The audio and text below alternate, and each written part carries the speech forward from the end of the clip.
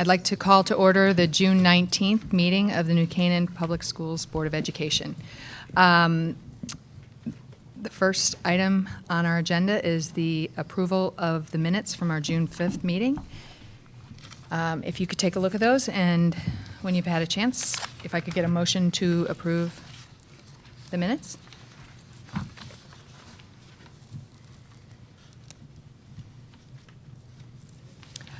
Jen, second. Hazel, all those in favor? Opposed? Abstentions? Yep, okay, thanks. Moving on to review and approval of the minutes. I wanted to make agenda. Sorry, did I say that? You said Minutes, it. sorry. Review and approval of the agenda. I wanted to add 2 items to tonight's agenda under the reports and recognition section. The first being the statement of accounts with Dr. Keating, and also a recognition of Sangeeta. Do I have a motion to approve those amendments? Penny, second. Sherry, all those in favor? Any opposed? Okay, thank you. And then could I get a motion to approve the agenda as amended? Sherry, second. Brendan, all those in favor? Thank you. Okay. Moving on to comments from the public. To ensure the public's right to be heard, the board has set aside time during the meeting for public comments. 2 minutes will be allotted to each speaker and a maximum of 15 minutes to each subject. Do I have anyone who wishes to address the board this evening? Seeing none, we will move on to reports and recognition, and the first item will be the statement of accounts with Dr. Keating. Thank you, and I appreciate the accommodation tonight. You have before you the May 2017 Statement of Accounts, and to date we have spent 83% of our budget, or $71,590,241. We have over $13 million currently encumbered. However, $11 million of that is for salaries, and they will be liquidated substantially by the end of this month. You do have some transfers on this agenda for tonight, and I just wanted to bring you back a little bit to the reforecast that we had mid-year when we presented the budget for 2018. At that time, we had anticipated going to the town for the excess cost grant to help supplement some of the over expenditures in the special education area. And that assumption was based on a conservative estimate in our salary and our health insurance accounts. And since then, we've worked our way through the year. And so we have some of the variable accounts that have performed favorably for us. And so we're able to use some of those funds to offset the excess cost grant. So you'll see that in the transfers. So the first transfer on the agenda tonight is for special ed excess cost grant. It was $282,799 that we had anticipated going to the town for. We have $100,000 that's left in employee benefits, and that's under the supplement for retirees. We had far fewer retirees this past year than we had in prior years, and so there's $100,000 in that account. Contracted services and purchase services also have a balance and are contributing to that transfer, as well as supplies, equipment, and other objects. So there's a certain amount of funds left in those accounts that will help supplement that transfer. The second transfer is going to property services, and we have 2 areas in that category that require funding. The first is in non-instructional unanticipated repairs, and the second is in the project work that we talked about last month in the statement of accounts when we approved the 2018 budget. We are able to complete all the work in the project work listing, and we also have about $110,000 worth of special projects that have come up for repairs that were unanticipated. In particular, there's a rigging system here at the high school that requires additional funding that is very expensive. And then finally, we have the third transfer tonight, which is into the preschool tuition for typicals. We had estimated the amount of tuition that we would need, would be bringing in, I should say, this year. We overestimated that, so we have to make that overestimate in revenues up through expenditures that were reduced. So those are the three transfers we have before you. We will have probably cleanup transfers in September. The first meeting of September will have the final report for this current year. And so we do expect to liquidate some more encumbrances as we go forward. And if there is additional funding left over and some needs that we need to take care of, we will certainly do that and have those numbers for the board at their final report. Thank you, Dr. Keating. Do I have any questions for the board? I mean, for Dr. Keating from the board? Thank you. Okay, thank you. We moved Dr. Keating forward because she's not feeling well, so we'll vote on the transfers at the end of the meeting. But so if you do have questions, this is the time to ask. Okay. All right. Thank you. Thanks. All right. Moving on, the next item on our agenda is the recognition of Sangeeta Pell. Sangeeta, you want to come to the table? I just want to say a couple of words first. I'll say a few things first, and then I just wanted to let the board know, who I'm sure you all know already, Sangeeta will be moving to New Jersey this summer, and so has resigned her seat on the board very graciously to allow for the board to bring on an additional member for the summer when we have difficulty getting quorums and need to have members available. Sangeeta, Jen Richardson, and I were elected to the board together in November of 2013 and campaigned together for our seats, a memory we all remember with great fondness. We'll miss you, Sangeeta, and your thoughtful questions and contributions to the board. She got her feet wet on the BOE as a communications committee member and was part of the team, along with Sherry and Jen, who helped introduce the budget quick notes, which make the school community aware of what's happening throughout the budget process. She was also a member of the strategic planning committee and did such a great job that she worked herself out of a job on that committee. And finally, she's been a non-voting member on the Sachs Building Committee. We're all so very thankful for your service to the board and also your commitment to the students of New Canaan Public Schools. You're a passionate supporter of education, and New Canaan's loss is New Jersey's gain. We all wish you the best in your new home and your new city. And as a thank you, we'd like to bring you forward and give you a small token of our appreciation. So if you could come forward and...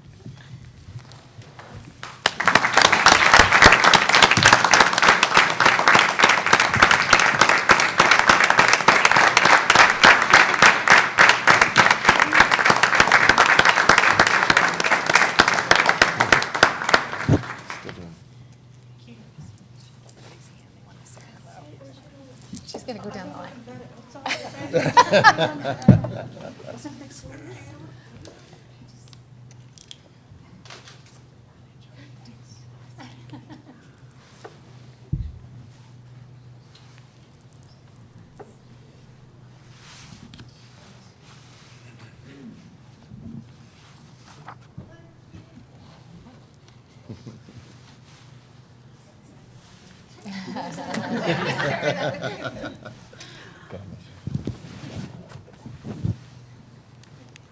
Congratulations.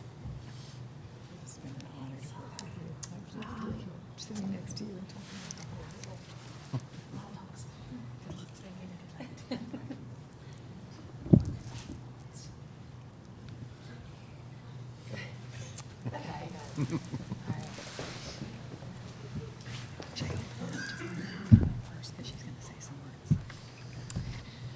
So, as Deanna knows, as board members, we get a chance to comment, talk a lot on things, and didn't want to miss the opportunity to give one last little plug for our school district and just kind of a goodbye to all of you, too.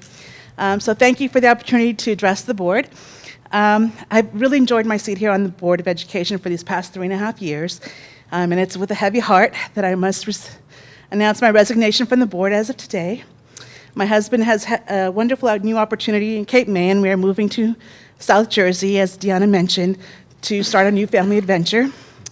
And although I'm excited at the prospects of a new town that a new town can bring, I'll miss New Canaan very much. We've lived here for the last 15 years and have treasured all that New Canaan has to offer, including the beautiful parks and quaint downtown, but of course the amazing schools. I've been fortunate to serve on such a prestigious board with an outstanding superintendent and administrative staff. It has been a pleasure to work together with each of you to continue to build on the excellence of our school system. I was happy to see that each decision we made was based on providing the best educational experience for each student. We looked at every aspect, making sure we had a whole child approach in learning. And at one of the meetings, Dr. Letzi, recently mentioned that when you look at the schools, he really thought, we're a talent development center. And that stuck with me, because that's really what we're trying to do is, look at and find passions in the students and see what their talents are and bring those out. To my fellow board members, I've enjoyed getting to know you and have been impressed by your backgrounds and what you brought to the board. To those brave members who actually stepped up and been the chair, which I know is a lot of time and commitment, thank you so much, Deanna and Hazel. Those are the two chairs during my term here on the board. I know there's a lot of extra duties, a lot of meetings, and that is one thing I will not miss, is all the late night meetings. Have fun. I did want to share, when I was looking back in terms of what are the things that we've accomplished last 3.5 years, it was kind of interesting to see, you think, well, did anything change from when we started? We have a new superintendent, which has been fabulous. We have gotten the bring your own device on board with better Wi-Fi, so we're kind of stepping in the 21st century technology. Our teacher evaluations have improved. I remember many countless presentations on that, and we're kind of leading it for Connecticut in terms of what to do with that. We have a new website, which is one of the things we worked on, the communications. We also have a new communications director, which is fantastic. It was something we were hoping for, and one of the things I kind of learned about is patience, because things don't happen right away, but we did get it, and that's a great thing. And of course, the SACS expansion, which will be coming on board, and I will come back to see the final opening for that. I also wanted to share some insights that I've gotten on just being a board member. So when I first started as a board member, I was ready to roll up my sleeves and kind of get into everything and seeing whatever that was needed. Through the years that I've learned that to be an effective board member doesn't mean that you screw in the light bulb or pick out the light bulb or even figure out the best way to do it. A board member recommends let there be light. And if there's a consensus, then the very capable superintendent and his team of administrative staff make it happen. And so just keeping that in mind, we've made a lot of great things happen the last few years that we've been here, or I've been here. When we first started, we had a pretty good team, but we've kind of added to that in the last few years. Jill stepped up to become the assistant superintendent, working on curriculum. She's done an amazing job with the faculty and the curriculum. Our district's approach has always been never to just jump into something, but really think about it, research it, see what works in other districts, and then bring it on. And it's been an approach, K through 12, of starting in kindergarten, making sure it goes all the way through so it's consistent. And I really appreciate that, that systematic approach. Again, it leads to having patience, because again, we all want to see things change. And making it happen in a systematic way is really better for the students and more long-lasting. Joanne, who left, but I did want to say it's been fabulous having Joanne, as all of you know. She has brought a wealth of expertise to our financial department. Thanks to her improved accounting endeavors, we have clear, transparent budget reports and amazing budget presentations. Gary, okay, so Gary's a true HR pro now. We have a large staff, and I didn't realize how many hirings and we have to do throughout the years, and we've had so many search committees, and you've always been finding a good representation to have on that, and bringing people that are truly worthy of being here in our district. And I appreciate that, and I know hiring is just one little aspect of it, but you do everything so well. Darlene is a pillar of our district. Her expertise in people services has commanded the respect of everyone in town. We are so fortunate to have someone who continually looks out for providing what is best for students' needs, and thereby, really does good to our district. But I wanted to say it's not just our administrative staff that's so great. There are a lot of people here in the audience from our school district, our principals, everybody who kind of just pitches in. Other areas, key people like Alan Sneed, who's done a tremendous job growing our visual and performing arts, bringing in all the technology with Scott Bartnett and Matthew Salvestrini. There are also new people coming in these last 3 years. And then there's the teachers who work with our students in creative ways to get experiences beyond the classroom. And I just wanted to bring up a couple that I know, and I'm sure that you all know many more. But I know that Clinton McLeod has just done this coding club, and it's been going for a couple of years. And just recently this year, he took the kids to Facebook to see what a Facebook office looks like, which is very different than our normal office, because I got to chaperone. And it was just an amazing experience for the kids to know coding and where you can get to and how things may look in the 21st century, which is not the office place that we have now. There's also people like Roman Sabelski, who works with the TV department. And I remember when we did the Senior Prom Fashion Show, he had the kids create a video, and they were there, the cameras with the little poles with them going up and down and such, and filming, and they got to do the editing, and it was just amazing to see these kids be able to produce a quality film that the parents then bought. So what makes this district so special is that it shines in all the different areas: sports, drama, visual and performing arts. And the students really achieve in high levels. We have trophies and awards in all those different areas. But one of the most important roles as a board member is to hire the superintendent, which we got to do in this last term. When Dr. Lutzy was first named to be superintendent, we had high expectations of him. With a few years of experience now, I'm proud to say that he has not only met those expectations, but he's also exceeded them in many ways. He has a love of learning, is very well respected in the community, is an active listener, good problem solver, and an outstanding leader.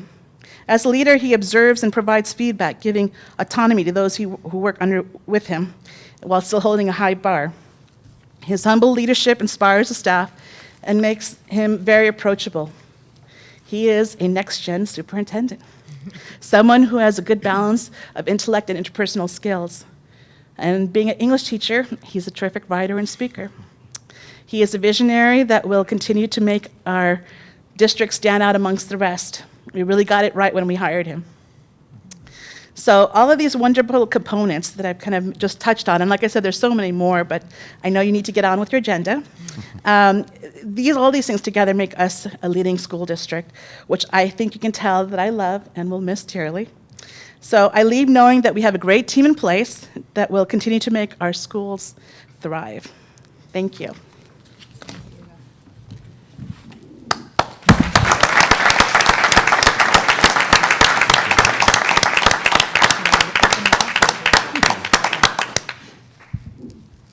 I just wanted to give anyone an opportunity to say anything before I move on to the next agenda. Penny?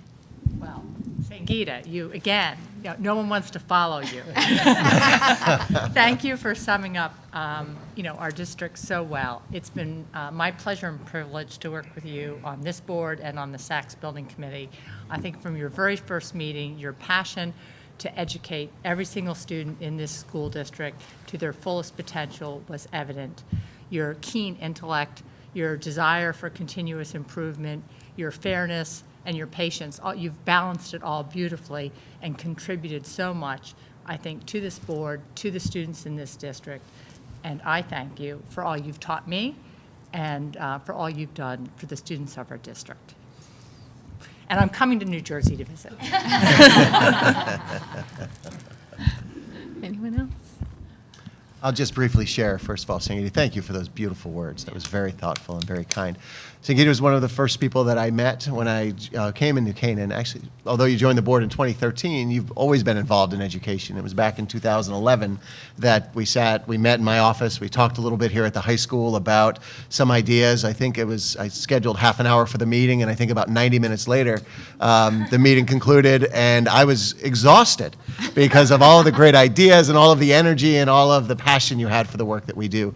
And it's been so wonderful these past few years to work alongside you in our district, doing the important work that we do every day, and knowing and seeing that commitment and that passion for education, and really just the joy that you took in the work that we did. So thank you for everything that you've done. Truly, it was a pleasure watching the boys go through school and all of their performances and everything they were involved with here, and to watch your passion with the Sachs Building Committee and everything else we've done has, again, truly been an honor for me. So thank you, and best of luck. I'll miss you. Yeah. Jen? So just to be brief, all these memories coming back about, I think I first met you actually at the election when we started running together, which was joyful. But really got to know you, and it's been really fun. I especially loved our time together behind the scenes at the Lion King. We spent many hours back there, and you spent a lot more than I did doing makeup, which was crazy. But it's been really fun, and your passion for learning and educating and for kids is so great. So we will miss you, and good luck.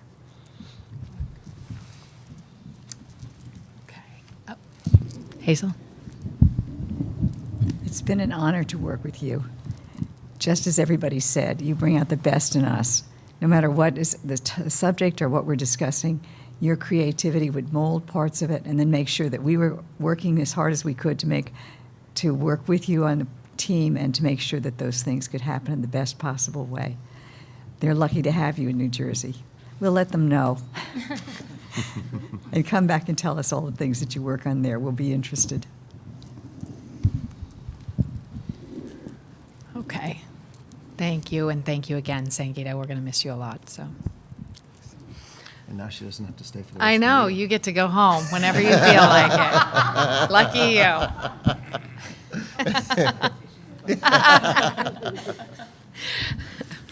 All right. The next item under reports and recognition is the introduction of David, okay, I am Gusich. Could you just Gussich. say it? David Gussich. Gussich, sorry. If I say it, I'll say Gorsuch. I'm sorry, it's Gussich. Gussich. Not the Supreme Okay. Court nominee. Okay, sorry about that. I will promise not to mispronounce it too often. He's introduction of David Gussich, the New Canaan High School assistant principal, and I will turn it over to Dr. Letzi. Wonderful, thank you. It is my great pleasure to introduce the board tonight to our new assistant principal here at the high school, David Gussich. David comes to us from Westport, where he spent his career working with as an educator and an administrator. He is also, including serving 1 year as the interim assistant principal at the middle school there, Coleytown. That one I know. That you know. Okay. But recently, and very impressively, David has been supervising 30 teachers district-wide in a position as the K-12 Health and Physical Education Curriculum Coordinator. He's served as department chair, taught health and physical education courses. He's assistant coach several high school teams, including varsity football, varsity girls and boys swim teams. And David's been very involved with the research around movement and enhancing health with students. As you may recall, for this year, the PFA has been donating, the PTCs, the elementary schools have been donating furniture and equipment to help our students move, and movement and brain science and that work. David's been really in the forefront of that work from Westport. And as a matter of fact, when we started doing some research, it was David's article with the Harvard Education Letter. He was quoted throughout that article as an expert in that field. A very impressive work that he's been doing. I also met the superintendent in the district where David lives, who shared with me his involvement in that school system and how they do look to him as an expert for feedback and ideas around, in this specific area. David has his educational leadership degree from Sacred Heart University, and so do I, which is always a plus. He has his Master's of Science in Sport Management from Western Illinois University, and a Bachelor of Science in Health and PE with coaching from Central Connecticut State University. David's also served statewide in a number of different roles. He's been on the executive board of the Connecticut Association for Health, PE, Recreation, and Dance, and he's been on the executive advisory council of the Connecticut Association of Administrators of Health and PE. David's interview process included a screening, of course, with the administrators here, but also he went before 15 of his soon-to-be colleagues, speaking with them, answering questions, and even a performance evaluation as well, where David watched the video, shared with us as a committee the feedback he would provide that teacher. And so because of that process, because of David's experience, and because of the feedback we received from folks all throughout Westport and those that know his work, I can very confidently say we're very excited to have David on board. We look forward to the great work he's going to be doing with us here in the years ahead, and that I really think you bring a great deal of value to us here, and welcome to the team. Thank you very much. Quite an intro. I appreciate that. And good evening, and thank you for having me here this evening. And I just want to share that I'm honored and humbled by this opportunity, but I am just excited to be part of this administrative team here in this wonderful school, this wonderful district, and this wonderful community. Just listening to the last 10 or 15 minutes, congratulations and good luck, but I mean, that just captured everything that I knew I was going to be working with and for here in New Canaan, but that certainly did reaffirm that. So yeah, I look forward to getting to know each of you a little bit better, and most importantly, working with the students at New Canaan High School. And again, thank you very much, and I will hopefully be chatting with each of you a little bit more in the near future. Thank you. Thank you, David. And I just one last thing to share. So I had 3 interns over at central office, and Mike had an intern as well. So when David came in to sign his contract, I said to the interns, grill him. Sit with him, grill him, see what he's all about.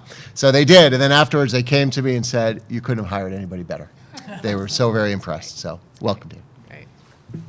Well, yes, and I'll add my welcome to you. And I think my first question offline when I meet you sometime is going to be the Western Illinois. As an Illinois grad, I'm going to get some more background on that. So welcome. Thank you.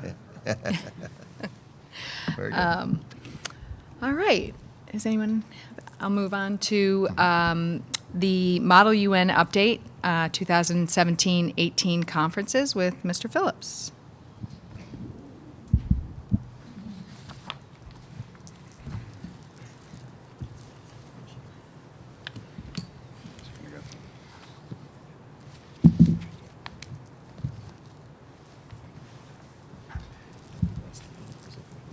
Just while we're waiting for this to load up, I've brought along 2 of our 4 captains, and really the focus of our quick presentation tonight is for you to hear what they have to say.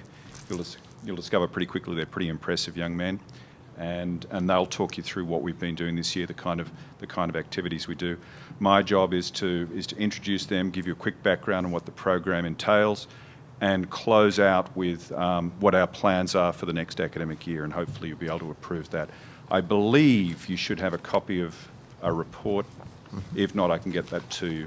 No, Which we do. you do? Okay. Yes, it is attached to the packet that starts with the New Canaan High School Performing Ensemble. If you go a couple of pages into that packet, you'll see the New Canaan High School Model United Nations Club.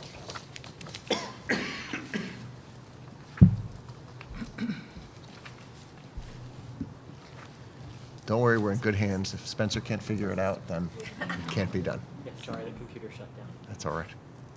Where do I point it? There?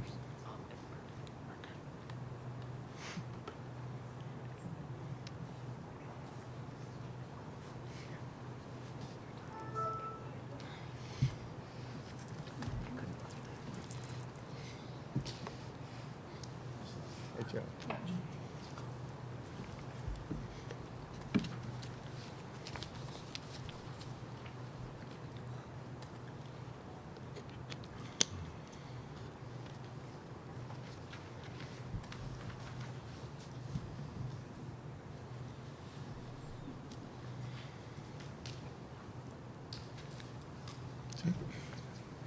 Okay.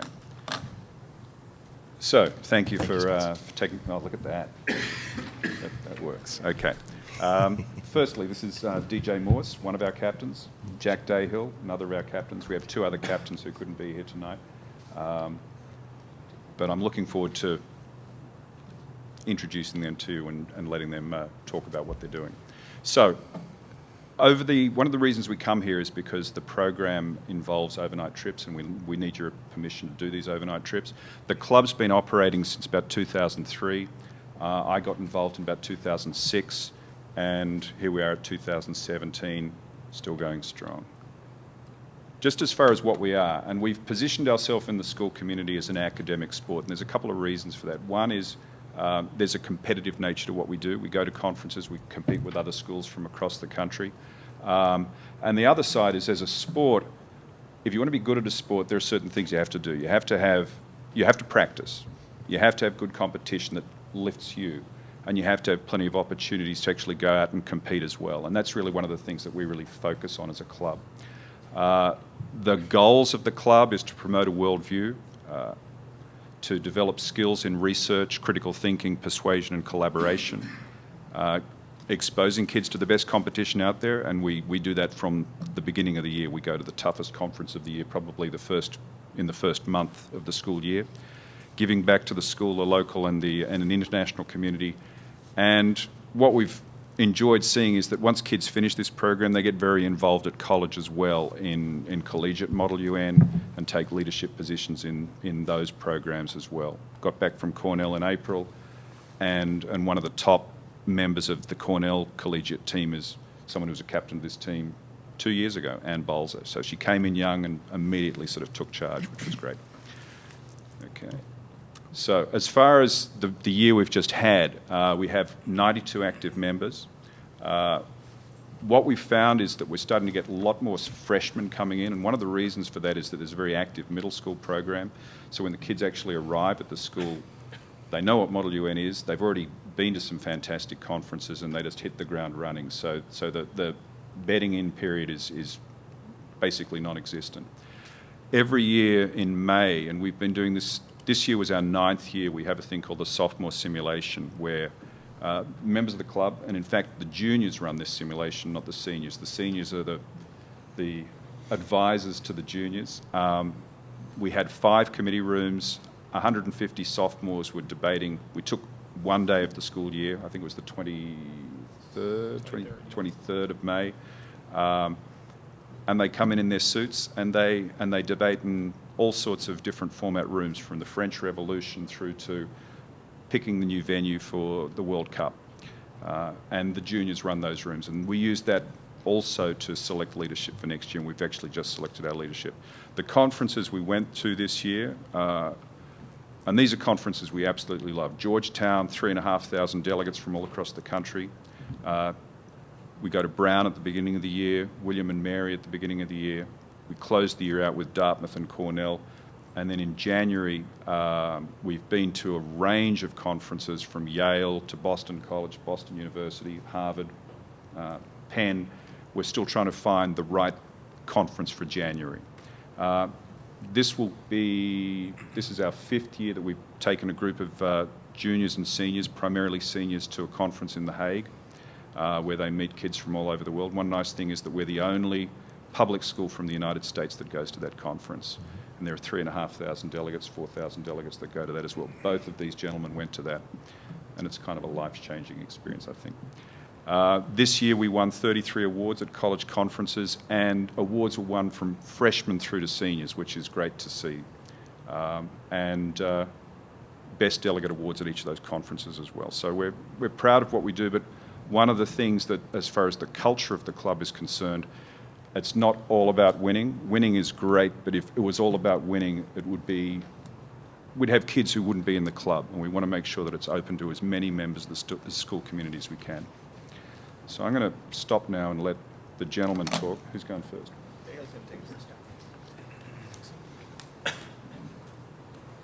Thank you. Thank you, Mr. Phillips.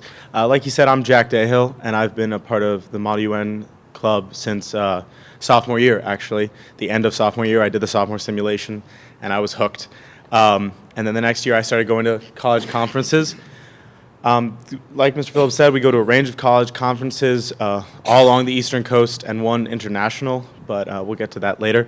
And the college conferences are a really unique experience that no other club at this high school can offer.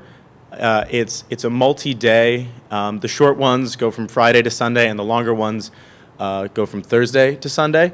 And so you go, you're in a hotel room, you stay overnight with the other kids from the club, and you know, it's a really great experience because you wake up, you put on your suit, and then you walk in the college campuses. It's a great experience. It certainly got me familiar with the vibe of a college campus, but it's also a really friendly environment to start doing Model UN, but it's also really good competition. And you know, there are some conferences that are harder than others.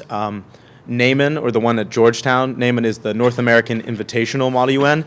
It is very hard. The people who go there, and they are good at what they do, but it's a great platform for people like me who want to do Model UN, and and it's a wonderful situation because more than just the actual debate time, the Model UN teams at the colleges always make sure there are other events. At Naaman, there's Hilltop Madness, where they get a bunch of different, they had like an a cappella group and some dance groups, and they came in, they all performed. And so it's not just, sitting there and debating the whole day. It's a really fun experience. And Mr. Phillips and the other advisors who go on the trip with us, we went to the Newseum, which is the news museum, which, if you've been there, it's really incredible. So it's more than just Model UN. It's also a great way to see DC. And then when I was there my junior year, my family came down, and then we toured colleges. And that was something that was really helpful because I was already there. And so it's all around, it's a wonderful experience, and there's so much team bonding that goes on that I don't know if I can say happens with other clubs because we go overnight, because we stay in a hotel room.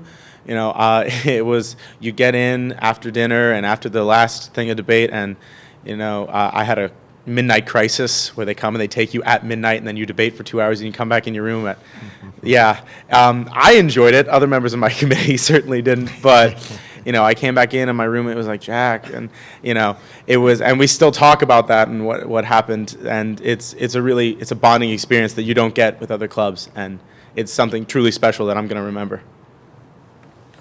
I don't know. Yeah? Awesome, thank you. Hi, I'm DJ Morse. I've got a bit of a cold, so I apologize if I cough during this. I've been a member of the club since freshman year. I came into high school thinking I'm going to build bridges. I want to be an architect. That's my thing. I'm leaving high school to go on to the James Madison College of Public Policy. So complete 180 on that, and it's due to this club almost entirely, or than academic sports, sorry. But Diamond is the largest conference we go to. It's the international one. It's over in the Netherlands at The Hague. And as Phillips mentioned earlier, it is a truly life-changing experience. This is 3,000, 4,000 delegates from around the world. I debated against a man from Saudi Arabia, a girl from Greece. These are people from all across the globe.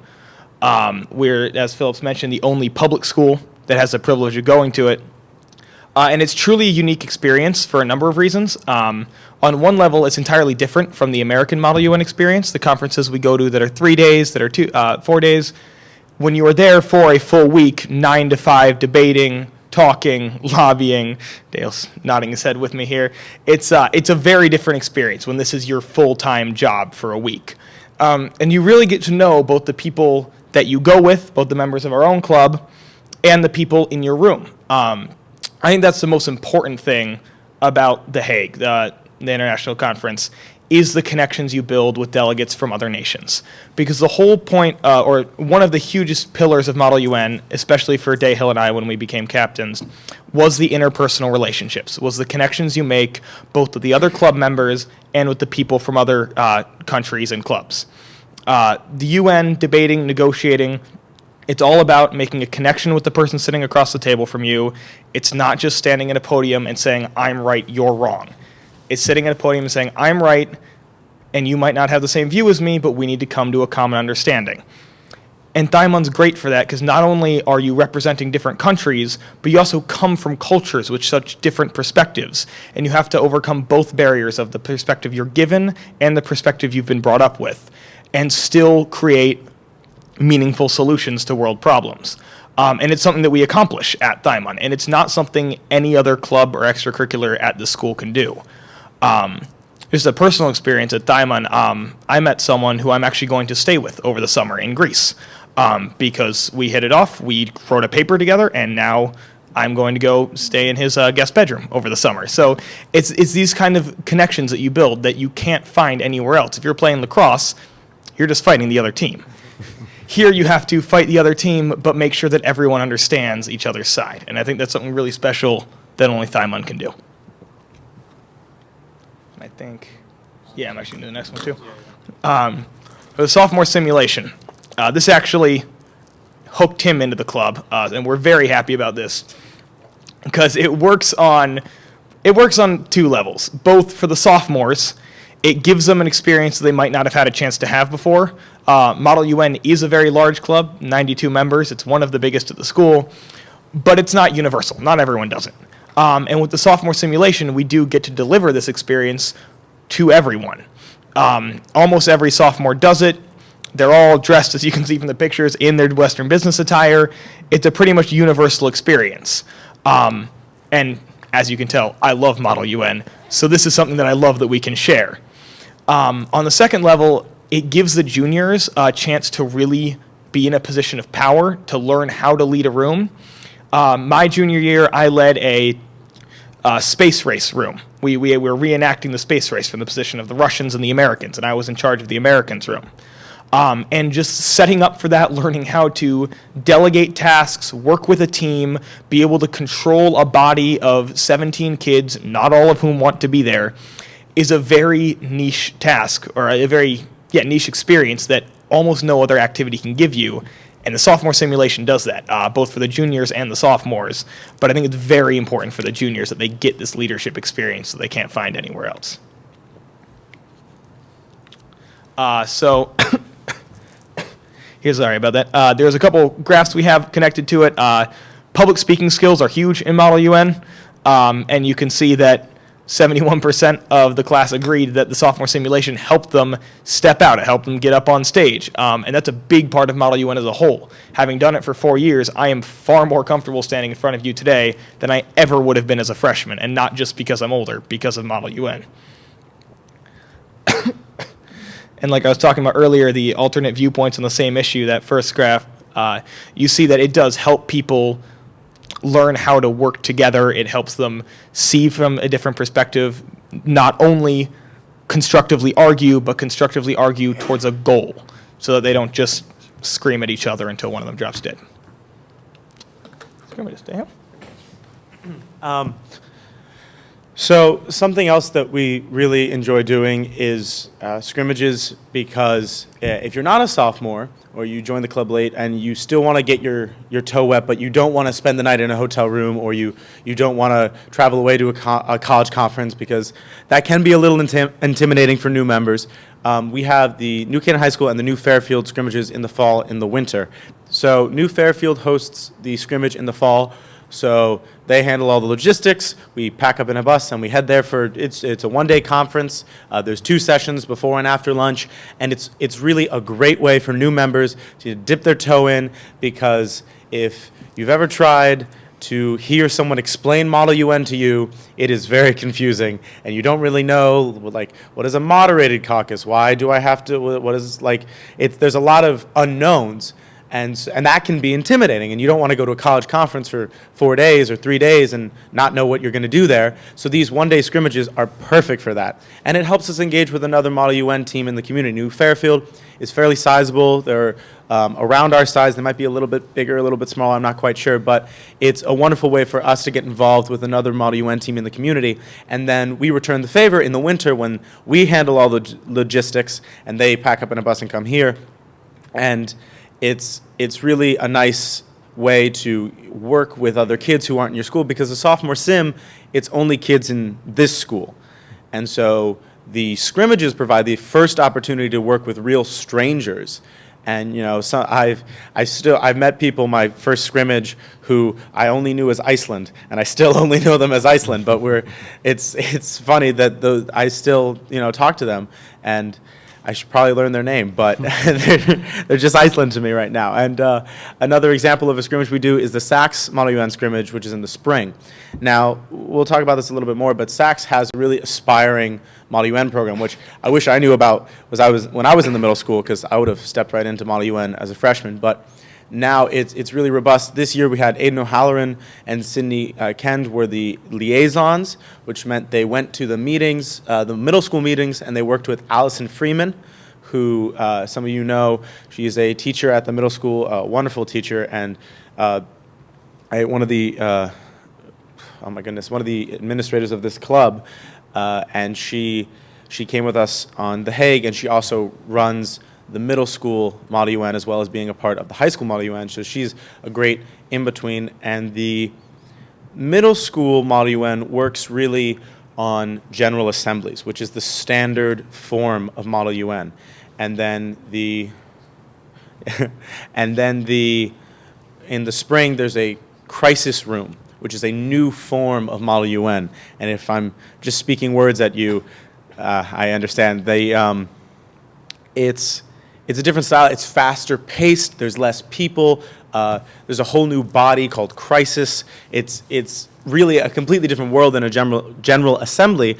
And this scrimmage at the middle school allows middle schoolers to get involved for the first time with that, and allows them to, just like the new Fairfield scrimmages for us, dip their toe into a new form of Model UN. And it's a great lead-in program because high school is all about trying new things and figuring out what you're interested in and maybe what you're not so interested in. So if you can figure out that, yeah, I'm really interested in Model UN before you even show up to the high school, you feel like you already have something coming in freshman year, which I know is really valuable for freshmen who, maybe they don't feel like they have anything to, like an extracurricular, but if they found out about Model UN at the middle school, they already have that. And I know these are just some pictures. The middle school MUN team doesn't go on college conferences. That would be a little much for everyone.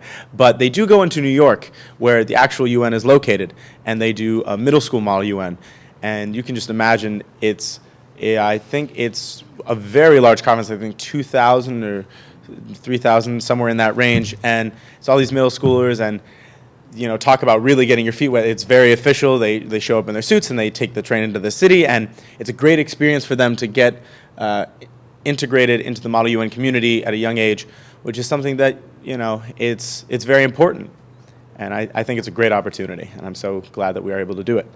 And now I'm going to go back a slide, and Mr. Phillips. So you get a sense of what Model UN is bringing out in these two gentlemen anyway.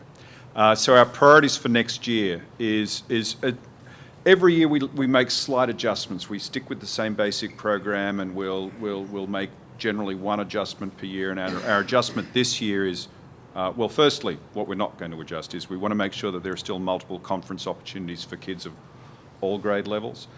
This year, the average number of conferences that freshmen went to was 2.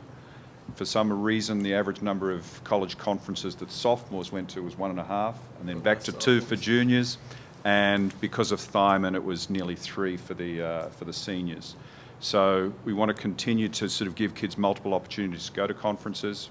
Certainly by the time they get to their senior year, they're very polished speakers, as you've just seen.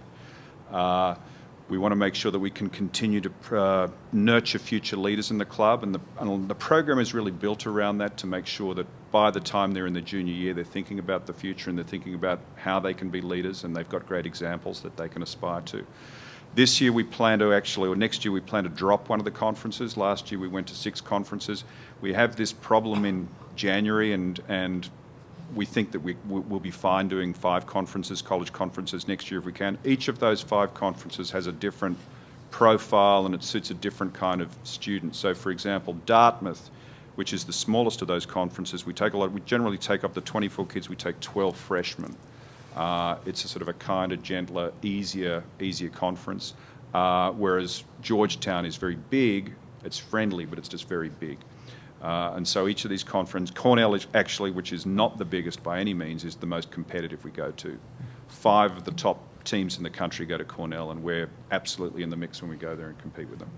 So we'd like to go to Thyman again next year. We'd like to continue with our scrimmages, both at the high school and at Saks. We'd like to continue the sophomore simulation. We've got ourselves on the calendar outside Ari Rothman's office, so we've claimed our spot if we can have it. And the other thing that we've been very fortunate to have is a lot of support from the parents. There's a boosters organisation. DJ's mum this year ran that program. In the fall, we did a discount card, which raised quite a bit of money. And in the fall, we did a pie promotion. In the spring, we did a card promotion. And one of the advantages of that boosters club is it allows kids who may financially be in need to go to conferences. So every conference, someone always travels for free, and we want to make sure we can continue to do that. So those are our plans and our priorities, and I think that's it. So if you have any questions, All right. we'd be happy to answer them. Yeah, well, thank you, Mr. Phillips. I think we all owe you a huge thank you. I know this club is a huge labor, and I would imagine a labor of love. That's a labor of love, and But, absolutely. but it is, it is a lot of time and effort. So we're very fortunate to have you leading these group of very fine young individuals. And I just wanted to comment that I was so impressed as I was listening to you about kind of the words and the language that you were using as you were, discussing this club. I mean, you use words like connections and building understanding. And I just, as I was listening to that, I thought, gosh, if every student in the world could have the same kind of experience, we might have a fewer issues to be dealing with. So I was just really, really impressed by both of your presentations. So I'd like to open it up to the board for any questions or comments. Sherry. So just as a parent of a high school student that participates in Model UN, I just want to echo what you said. And it really is an incredible learning experience. And Mr. Phillips, your leadership is extraordinary. But I really do think it encapsulates everything that's good about the school and the opportunities. And I love the way that you describe it, and it's so true about how you run it as an academic sport.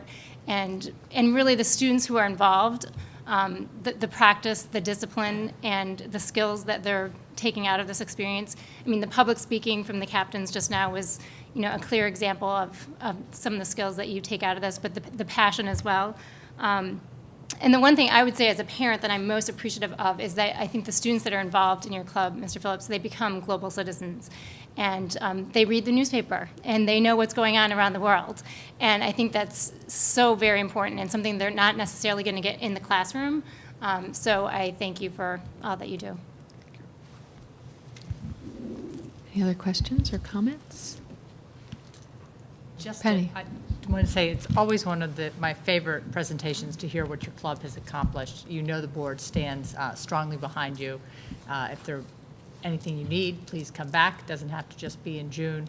We are thrilled with everything that you're accomplishing, and thank you very much for making it so open to so many different students who have different degrees of, amounts of time that they can devote to the club. I think that that's really key, and I appreciate that you're developing it that way. Thank you. So I would just ask the board, just a little later in the agenda, under the action items, we have a motion to approve the trips. So if there are any questions about the trips, I'd like to ask them now while the team is here. And otherwise, these two young men have a breakfast meeting, I think, tomorrow morning. And then some rehearsal. And then something else after that. I'm not quite sure. But I hear you have a busy day regardless. So we can let them go for the evening. But if there are any questions, it's great. Maria? Did you say you have fundraisers for the whole, is it all self-funded or? No, it's not. No, it's not all self-funded, but we get some support, for example, in transport, and some support with some of the registration fees. But just to give you a sense, every conference, there's the parents front money up, and we budget $250 per conference per student. That is obviously subsidised by things like the fundraising, and some of the support we get from the school for transportation. Hazel? I don't have really a question. It's an endorsement, just what you've heard from the other members on the board. It is so exciting to hear about the program every year and to see the different things. The skills that they are gaining are skills not only in diplomacy and in persuasion, but those skills can be used any place in life, it seems to me. And what a wonderful opportunity to be able to do that with so many wonderful locations and from under different situations. So thank you. Thank you. Okay, thank you. Okay, Enjoy thank you your very much. evening. Thank you,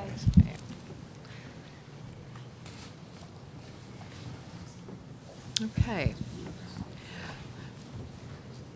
Moving on, the next item on our agenda is the music ensemble trip to Disney Festival with Ms. Gleason, Mr. Fix, and Mr. Cranston. Or just Mr. Fix and Ms. Gleason. Yeah, Mr. Cranston was picking his daughter up tonight Oh. from LaGuardia or JFK, one of the two. But all the flights Yes. are delayed and everything Yeah. else, so he sends Okay. his apologies in He, advance. he just texted us that he just got his son. JFK was like shut down with weather, so he's Okay. been there for almost 2 hours waiting. I'm Sarah Gleason, the choral director here at New Canaan High School. And I'm Leo Fix, the high school orchestra director. And the music department here at NCHS has a rich history over decades of performing in the New Canaan community and outside of the community. And it has been a while since our students have been able to travel far outside of the New Canaan community to have performance and adjudication and collaboration experience with other ensembles and other music departments. We have small contingents of students who have been able to participate in the regional choirs and the all-state choir and bands and orchestras, and then this year I had a few students participate in the all-Eastern ensemble made up of 11 states. And because of holiday schedules and students' activities and many reasons, and as our programs have grown, we've been unable to take the trips further, either outside of the state or outside the country with larger ensembles. The students who have been able to participate in those collaborative experiences with other musicians from other states have come back with so much musical and personal growth and a bigger understanding of what others are doing in growing in their own persona through music and figuring out who they are and that other people love the same things that they do. And it is our desire to allow more of our students to experience this. So why now and why Festival Disney? As our programs are growing, the calendar is often something that makes it difficult for a performing ensemble to travel. It's different than going with another group where however many students are able to go, it's fine. When you have a performing ensemble, you need the bulk of your ensemble to be available. And going during family vacation times, summer, missing a lot of instruction time just isn't wise for our programs and for the students as a whole. And so next year, and as we were looking at calendars for the next year happens to be an April break that does not involve the Easter holiday. And it also happens to be an April break where there is a Friday professional development day where students would not miss school. And so with our theater program schedule, so many of our students are also involved in our theater program, and we wouldn't want to have them choose between their different performing interests. And so next year's schedule enabled us to look for a trip where students would miss only one day of instruction and not miss family vacation time as well. And we've been able the past few years, the band and choir have gone to compete in New Jersey and in Massachusetts in Music in the Park at Six Flags with one day of instructional time. So it's an equal amount of time of missing instruction and not missing family vacation. So the schedule kind of lined up for next year. We thought this would be a good time to expand. Why Festival Disney?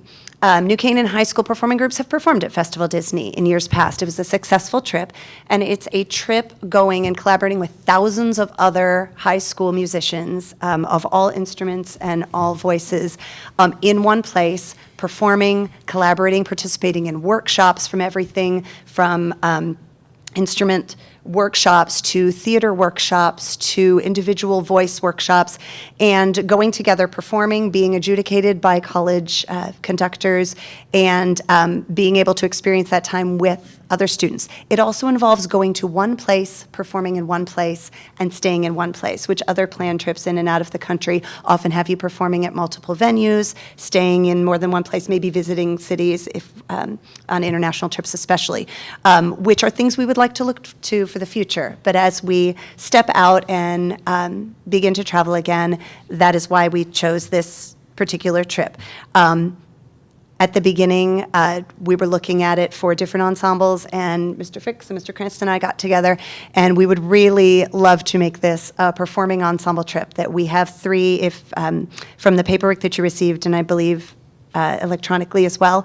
It's 3 different contracts that we have with the travel company, but for the same dates, same times. It enables us to deal with the travel company separately for our ensembles, which makes paperwork and organization and chaperones and things a lot easier, but we're there together and collaborating as a school in addition to others. So there's a lot of paperwork and writing that we put in front of you so you'd have it all, so I don't have to explain everything. But did you have anything you want to say before we add questions? I wanted to give a little perspective on what the band and the orchestra were going to do.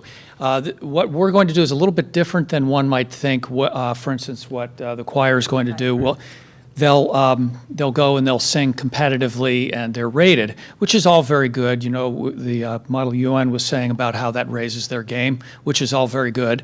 But I like to, my perspective as a teacher is to give as many different kinds of experiences to the kids as we can. So what the band and the orchestra are going to do is we arrive, we don't know what we're going to play. Well, we might know, but we don't actually rehearse the music. So we have to be able to sight read the music, and we are going to be providing a soundtrack to an animation or a movie. Now that's pretty cool.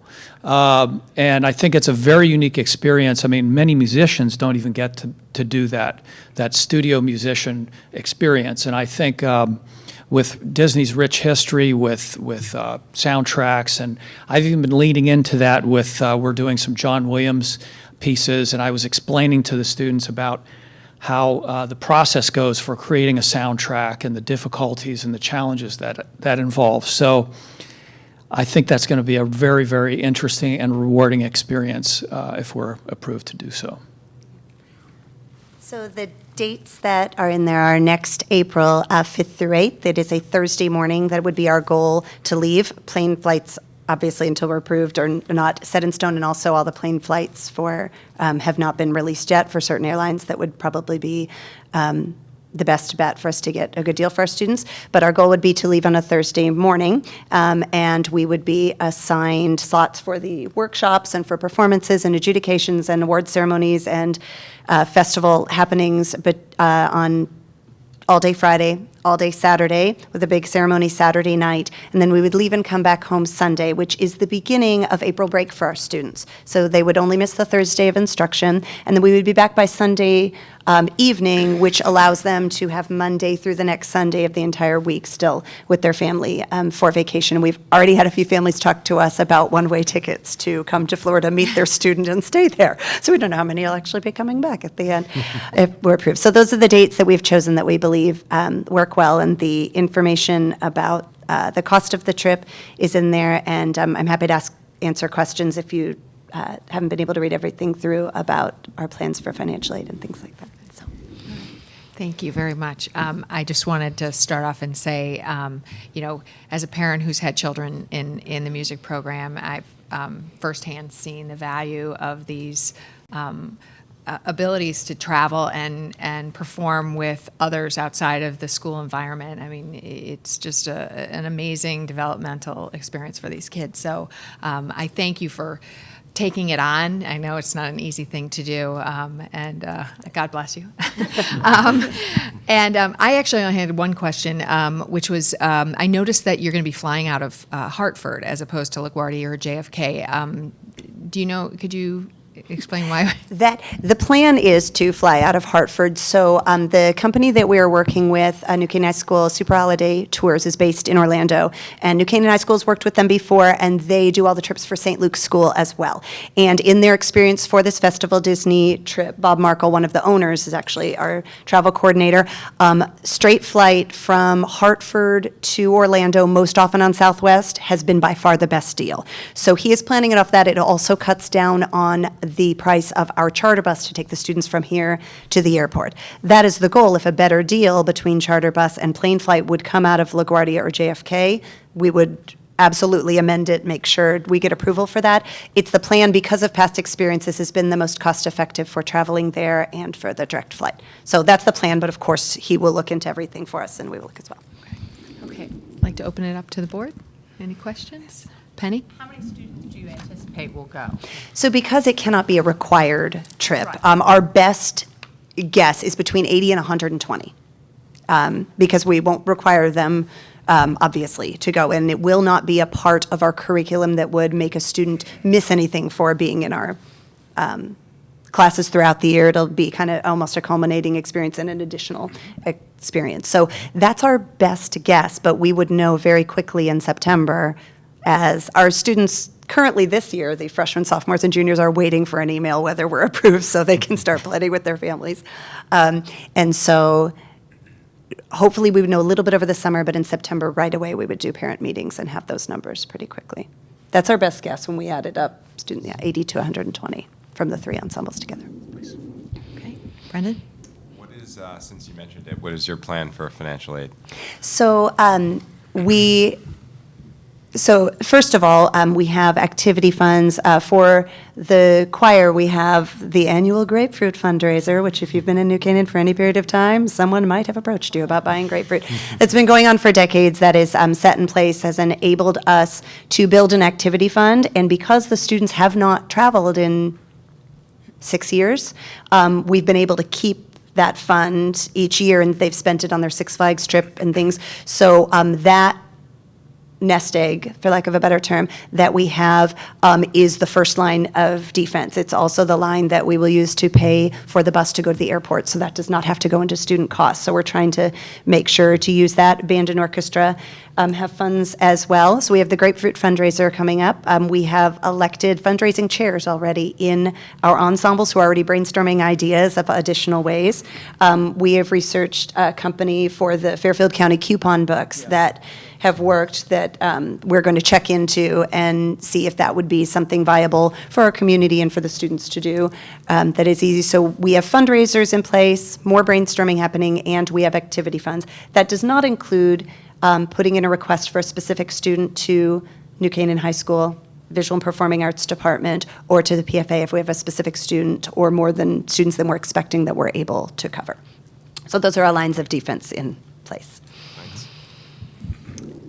Okay, Maria? It sounds like a really awesome trip. And I think it's good you're forecasting that people might want to stay longer, because I can imagine a lot of people will. So will there be a contact for parents? Because there's so many moving parts with planning the student and then the rest of the family. How much of a contact will parents have to plan everything out? Absolutely. So the one thing that we will speak to this company about is how they would deal with one-way tickets versus, that would be the first thing to take care of, to make sure that on airline records, a student is not on there that is not coming back. I wouldn't feel comfortable with that. When I take the students to Six Flags, I am a face-to-face, you're not getting your child sort of person. They're my kids. And so it would be the families that I've talked with that have already approached me, one who is an employee, here at the high school, and other parents involved who have already said we're planning on staying, have talked about coming down prior, being around on Sunday with the resort, that we're staying at, and coming, before we left for the airport to get their children. In addition, and I would say to your point, I think that we would try to organize it as best we can, because I think what you're speaking to is we wouldn't want people all in different places. We would make a window, I would think, where once we're done, we would meet the students and the families and make sure that they would be, cared for, and that, because too many moving parts might be a bad thing. And depending on how many students and parents that we have. Any other questions? I just very quickly want to just make an observation. I want to commend you for the three of you working together in planning this trip. It's difficult for one group to do it, but to do it in coordination with the three different groups, I think really is impressive and is something that's great for our kids, great for the whole VPA program here for the performing arts. So, well done. Thank you. Thank you. I'm just jealous that, I know, 1 year. That's great. Thank you very much. All right.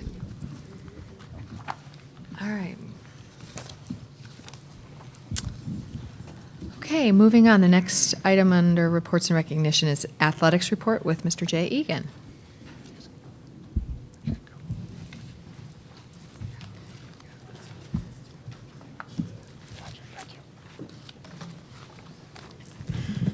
I'm glad to be here tonight to talk about the New Canaan High School athletic year. When I'm done, I'll give a little primer on synthetic turf if anybody wants to listen to that. You have visual aids? Yeah, I have visual aids, all kinds of visual aids.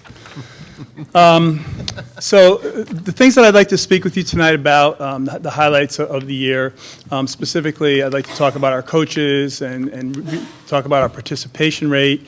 We were fortunate to win some championships this year. There were some administrative accomplishments that I think you might be interested in, and then some goals for a 2017-18 school year. I wanted to bring two coaches with me. It's very important to me that the New Canaan High School community appreciates the level and quality of the coaching staff that we have in New Canaan High School. We have 102 coaches. We supervise those coaches very carefully. Those coaches have a great deal of passion for what they do, and I think we're very fortunate to have all of these coaches willing to sacrifice the time and put forth the effort that they do for the athletic program here. So tonight I wanted to just speak about two coaches in particular. Priscilla Schultz is taking her husband to the airport, so I don't know where she is or what she's doing, but it can't be good. Priscilla is our girls golf coach, and our girls golf team won the FCAC championship this year, and then they won the state championship as well. In girls golf, there's all the teams compete against each other. They're not grouped by enrollment, so they all compete together. They have 4 girls. Those of you that are golfers that broke 90 and break 90 regularly, they have those 4 girls break 50 regularly, and we had a girl shoot 38 this year. Priscilla, though, I think it's very interesting. She's been in New Canaan for 39 years. She's been at New Canaan High School for 39 years. And some of the other interests and activities that Priscilla's involved with have to do with unified sports. She's a champion of unified sports at New Canaan High School. She's the one that gets the teams organized. She organizes the competitions. And she's also, well, she's a physical education teacher and also developed about 15 years ago a physical education elective we have, which is called Gym Buddies. And it's where there is a special needs student and a typical student working together in the physical education setting, and as she said to me, celebrating each other's differences. So I think she's a wonderful person. I think she's a tremendous asset to New Canaan High School, and as I talk about the highlights of our athletic program, I certainly think that she's one of them. The other I have here in the flesh, and this is Ben Young. Ben Young is our boys tennis coach. Ben is a teacher at Saks. He's a New Canaan High School graduate. Ben has been our boys tennis coach for 4 years. He's won 3 state championships during that time. He was installed at the former tennis coach's last banquet, and the former tennis coach was here for about 150 years, but really he was here for 40 years. And Ben played for Dan Borgman, and Dan Borgman appointed Ben to be announced that Ben was going to be our head coach at his last banquet. So I think that's a really great story. So Ben's teams have been successful, and Ben was a college player himself at Bucknell, captain at Bucknell. But one thing that I'd like to tell you about Ben is almost at least once a year, someone sends me an email from the state level or some competitor of Ben's making a comment to me about what great sportsmanship our boys tennis team has. So I think the championships are great, and I think all of that, but I think the biggest testament to Ben as a coach is how he works with young men, and tennis can be very competitive, and there can be a lot of emotion in tennis and a lot of athletes that are very deeply invested. And he manages to focus it all on the team and does a tremendous job developing their character and the teamwork. So these are 2 of our really, I think, tremendous personal resources that we have, and I just wanted to share them with you because to me, they're the most important aspect of our athletic program.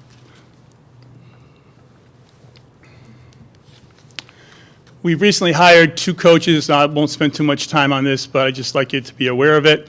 We hired a girls volleyball coach. His name is Kevin Marino. Kevin has been an assistant coach at Joel Barlow, both for the boys and the girls, and he's also a coach at Chelsea Piers. He works with their U17 program. I know that Joel Barlow is one of the finest volleyball programs, boys and girls, in Connecticut, and I'm hoping, and I'm confident actually, I'm not hoping, I'm confident that Kevin is going to bring all the positive aspects of that program to New Canaan High School. We've also hired a field hockey coach. Her name is Kelly Marks. Kelly was a player at at Albany. She played in 2 Final Fours. She was a U21 national team player. She coaches at a club, at a field hockey club, which is based at Sacred Heart Academy in Greenwich. And I'm really, really anxious to put Kelly into the New Canaan community with the interest that we have here as far as field hockey, which is great, and see what's going to happen with that program. Our participation numbers, I think, are to me the most important aspect of our athletic program, and our participation rate is still above 70%. It's 72% this year, and these are the statistics that are kept by the CIAC, and the reference that they use is the total number of participants. Then they use this unique athlete count, and that's the number of individuals who have played a sport, not the multiple sports that they play, but the number of young people that have participated. So that's 912 out of 1,256, which I think is the right number, according to my friend Paul Gallo. So that gives us 72% participation rate, which, again, I think is what we're looking for. We were fortunate to win some championships this year. I think they said that today at the athletic picnic that's our 4th consecutive Class L football championship. I know that it's our 2nd consecutive Class M field hockey championship. Boys swimming, I know that's the 2nd consecutive championship for them. Boys tennis, it's our 3rd consecutive Class L championship, and our first one in girls golf in quite a while, which it's great to see something like that happen. It's great to see all these championships, but the girls' golf team, I don't think they were not the favorites in any of the competitions that they were in. And to talk to them after the FCAC championship and talk to them after the state championship, I think that nobody was more surprised than they were. But that's a beautiful thing in athletics when that happens. You know, conversely, when everybody's expecting you to win and you win, it's like, okay, you did what everybody was you were supposed to do. But that wasn't the case there. So that's a really nice story. There are some administrative initiatives that we had this year, which I think, I hope that you're interested in, and I think I'm proud of being involved in all of these. This year, we instituted an online inventory control system for all of our athletic uniforms and equipment. And this includes a barcode to track the shoulder pads and the helmets. And I've stood here and told you how expensive they are, and you've been happy. I've been happy that you've supported the purchase of that new equipment. So I want you to know that this is it's important to us that they don't disappear or become a helmet lamp somewhere. They're quite expensive. So we do have this inventory control system that we implemented this year, and I'm confident that we'll be able to keep good track of that. We phased in a system called RefPay. So our schedules are done through the CIAC website, and there's another website that schedules the officials. That's called Arbiter.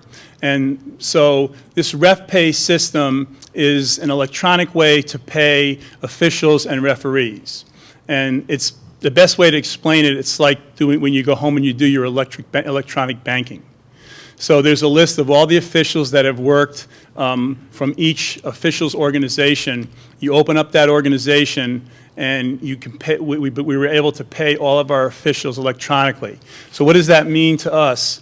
That means that we made, in the winter and the fall, 620 payments, and we implemented it in the winter. We tried to implement it in the fall, and we really weren't ready.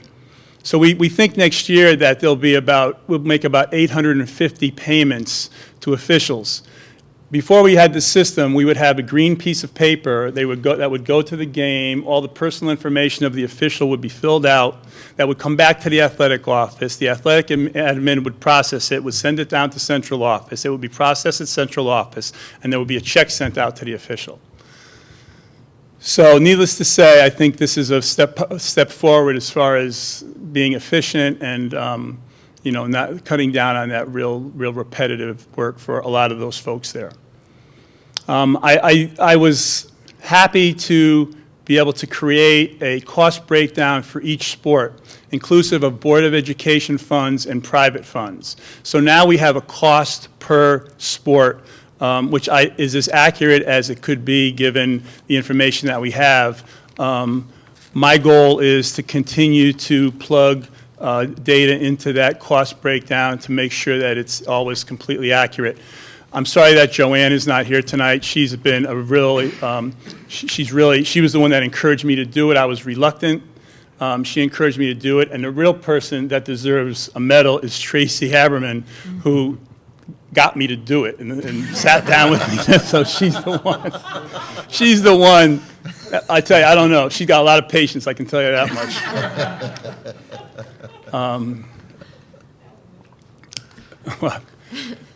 And lastly, and really, I think very importantly to me, is that we implemented best practices for selling tickets to athletic contests and managing revenue. So this, again, I think was a team effort between Christina Bell, who's my assistant, the people that we hired to work at the games, and all the folks in the business office. And there was a protocol developed for starting cash. There was a protocol developed for recording the ticket numbers. And so we followed that and worked together with that in the fall. As you know, we had the big football game, which created quite a lot of revenue, and there was quite a lot to that. So after that, we had a follow-up meeting where we looked at some things that we might be able to do better that would, as far as the tickets and comps and all of those things that we dealt with there, and we'll be implementing those coming this fall. So I'm happy to have gone through that process, and I think we all work together, and we have something now that we're really comfortable with, and for us, there's a lot going on when it comes to the fall and athletic revenue. So, excuse me. I feel really confident with that. And again, I feel like it was a team effort, and it was something that we were happy to be involved with. Just a quick athletic facilities update. The All-Sport Booster Club is going to be entering into a fundraising effort to revitalize the equipment in the fitness center. I don't know how many people are aware of this, but the Board of Education has never funded any equipment for the fitness center since 1997. This is be the third iteration of equipment that is going to be in the fitness center. That is a teaching station. It's used by all the students in the school, not just by athletes. So when it was we originally came up with the concept. I think New Canaan High School was one of the first fitness centers in the state of Connecticut. My predecessor, Vin Iovino, had that vision. So we established that fitness center. The fundraising was done for the equipment. When the school was renovated in 2004, I think, or 4 or 5, when the fitness center moved, the Booster Club had a fundraising effort and bought all the equipment that's in there now. And we have a group of people that are interested in doing that again. So we're going to be working on that in the fall. So Dan didn't bring my samples here, right? My flooring samples? Brian has the flooring sample. Okay, Brian. The idea that we have to start that project off, to kick that project off, is to put rubber flooring in the hallways that are outside the locker room, and would be basically a big U shape from where the girls' locker room is all the way around to where the boys' locker room is. And right now, our locker rooms open out into that hallway, and we're walking out on the players are walking out right onto tile with cleats, and it looks like it maybe could have been tile. Could have been rubber all along. But we hope that the board will accept the funds have already been raised to do that. We've had the conversations with Dan and with our custodial staff. So we hope that you'll allow us to do that. So there's a fields project that is, I would say, on the horizon, very closely on the horizon. The town has bonded $3.1 million to do a new track, to redo the track, completely redo the track, and to redo the water tower turf field. And there's another part of that project that is dependent on private funding. I think that private funding has been going fairly well. I'm not ready to say that it's 100% there. So there's a possibility that there could be a large project that the town will be entering into within the week. I know they have a contract So this would be a tremendous improvement for New Canaan High School. It would be a new track. There would be one redone turf field and a new turf field and a half where the grass is between the Water Tower turf and Dunning Stadium.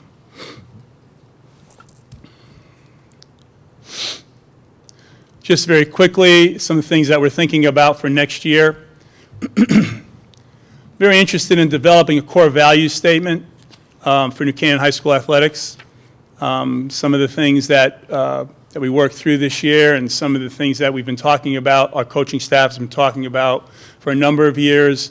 It seems to me that it would make a lot of sense to clarify what are the most important things for us in the work that we do. So I'm hoping to do that this summer and to roll that out in September. Something else I would like to see happen is I would like to increase the athletes that support other athletes at games and matches. I don't think we have that to the degree. I've been at New Canaan High School for a number of years, and that used to be more pronounced than it is now. So I think coming up with some incentives and working through the captains, to really get our athletes supporting each other during their competitions would be something that would be a good direction for us to move. I think our website is pretty good, but we're looking to improve some of the functionalities of that. This spring, I surveyed all athletes. It was a survey about coaches and their experience, the experience that the athletes had in the programs. I had some great returns on that and some really not too good responses as far as the number, not the responses themselves. But I think that's something that I know that's something that I'm going to do going forward, and I'm also going to survey the parents after each sports season to give everyone an opportunity to let us know how we're doing, and that's something that we can use when we evaluate the coaches and more importantly, when we sit around and figure out how we can do what we do better and make the experience at New Canaan High School more rich for the athlete. And lastly, I'm looking forward to continuing to work with the All-Sport Booster Club on many ways to enrich the athletic experience. One quick comment about the All-Sports Booster Club. This organization that we have, where we have a bunch of volunteers who are interested in helping all sports, not just the sport that their son or daughter might participate in, is very unique and it's very important. And I suggest that New Canaan never abandons that concept. That gives us many things. It gives us, most importantly, I think, equity as far as the quality of the way our programs are being enriched. And I have a lot of respect for those parents who, again, are involved in helping athletics in general and not in particular just for their son or daughter. So I would be. Before I ask if you have any questions, there's one thing about my slides that's very subliminal. I was wondering if anybody noticed what that was. It's too bad Dan's not here. Because can you see the wood floor there? That could be a gym floor. That could mean that we may have to talk about doing a little work on our gym floor next year. So I just wanted to. Beyond West. That's been working on that since I started my presentation. Seed planted. Yeah. Yeah. Oh my goodness. Okay. We got the floor rubber. I thought we had the whole thing. You only brought up. There's about 10. Where's the rest of them? Brad, Gary wants to see all the rest of them. There they are. There you go. Oh my gosh. Don't be We're gonna let you pick the color. You can actually pick the color today. Yeah. I pulled out the red and black one. Oh my gosh. See, I never come without props. You know that, Gary. Oh my gosh. Okay. Well, thank you, Jay. I guess I will open it up to the board for any questions that you have for Jay tonight. Sherry? Well, first, I just want to say thank you. Great presentation, and congratulations, Mr. Young. But I just want to say that I've actually come to the conclusion that you have one of the most difficult jobs in our district. And as a parent and a board member, I sincerely want to thank you for the moral leadership that you bring to high school athletics, which I think is especially important in a highly competitive town like New Canaan. So thank you for all that you do, and again, providing the moral leadership. I think you do a lot through the captains program, and really emphasizing the sportsmanship in our school. And I think that's all just, we appreciate you, so thank you for that. Thank you. That means a lot. I appreciate that. So just my quick question is, and I'm also really glad to hear that that Joanne was able to get you to work through the cost for athletics, and that is a common question that I get as a board member. And I'm just wondering if those are available to the public, and or will they be made available? Or I think that transparency would be much appreciated by parents, by stakeholders. I'm not sure where they are right now. I know that it's public, and it was in the documents that we shared with all of the boards as we went through the budget process. So I know that it's in there. And I can actually tell you it's on page 48 of our budget document. There you go. Yeah, and the whole breakdown is there, cost per sport, per athlete, and it is very, very helpful. So yes, it's been there since the start of the budget process in January. Great. Thank you. Thank you. Jen? So I want to echo what Sherry said. I've witnessed firsthand I've got a few boys at the high school right now in sports, and I've seen some difficult situations that you've handled and some great situations, and you're always so fair. And I remember one comment you made to me, and it was like, it's all about these kids. Like, I'm here for these kids, and I need to do what's right for them. And that always is what seems to always be the most important thing, which is your job. So thank you. I know it isn't always easy, and I so appreciate it, and we all appreciate it. So a couple things. I loved the survey. I think that was such a great thing. I haven't seen that before until this year, so I think it's great. I didn't know what sport it was for because I had 3 kids, but I answered it for one, so thank you. That was awesome. And speaking of difficult situations, I know that this year there's been some issues with disciplinary options for some of the athletes, and I know, again, some questions I've heard from the public regarding the diversionary program that just happened. I was just wondering if you could comment on that. Okay, so when we dealt with the house party and all the ramifications of that, we learned that there were 8 athletes that were involved in a different way than the rest of the athletes who were at the party. So I'll just take you how we felt, kind of how we worked through this, and then hopefully I will be able to answer your question. It was our understanding that there were quite a number of athletes at that party. We didn't really know we didn't know who was under the influence of alcohol. We didn't really have any details as far as that's concerned. And our policy doesn't really say that student athletes can't go to a party. There are some school districts that have had that or have that and are trying to move away from that because they find themselves in a position where they're policing off-campus activities, which is really very difficult.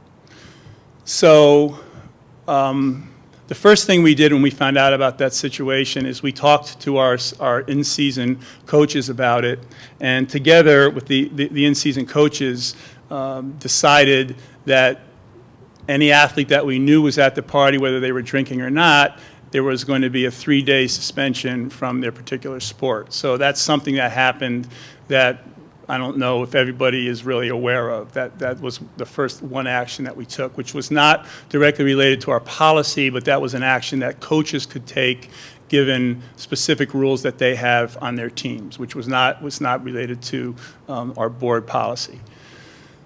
Then there was 8 students who we had different information about with respect to their involvement.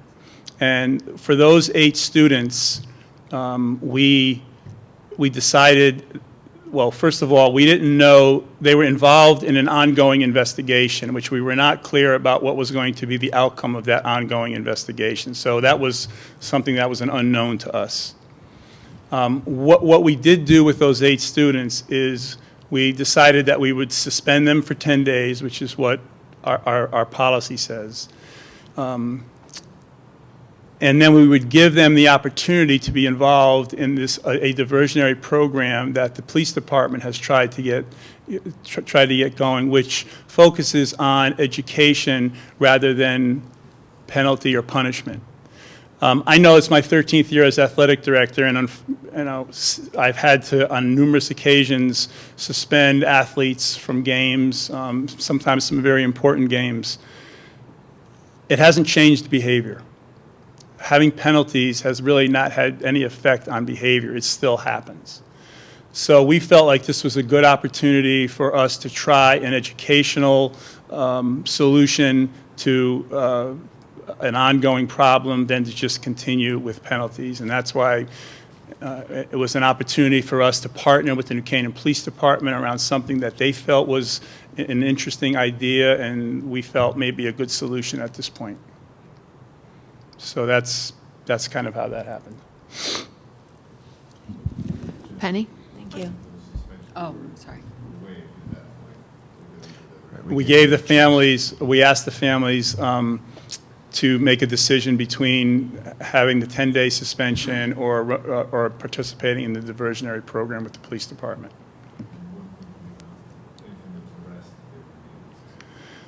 We do have specific language in that policy that says anytime an athlete is arrested, they'll be immediately removed from the team, and that was the case as the investigation concluded in one instance. Penny? So I just had a follow-up question about the diversionary program, and one thing that's struck me, it's in terms of discipline, it's sort of an interesting issue, because if you have an incident that occurs in the spring and the student that is involved is a fall athlete, you know, there's no really ability to do some sort of a timely teaching moment. And I was just wondering if there had been any thought or any opportunity, or if we needed to look at our policy, just to have you think about, with if you like the diversionary program, if that's something that we could use maybe to address that sort of gap, if it's appropriate. So you don't have to answer tonight. I'm just kind of curious. That's always struck me as a little bit odd.